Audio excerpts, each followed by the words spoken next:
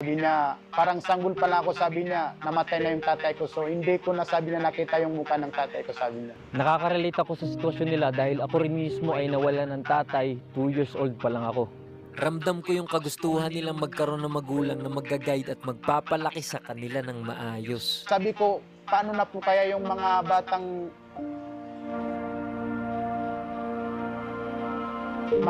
walang mapagsabihan ng problema nila kasi wala silang tatay, walang...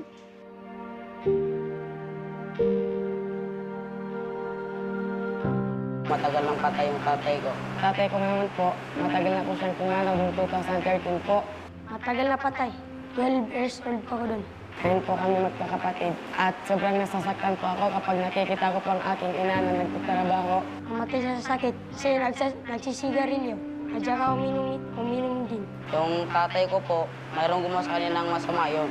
Hindi lang tatay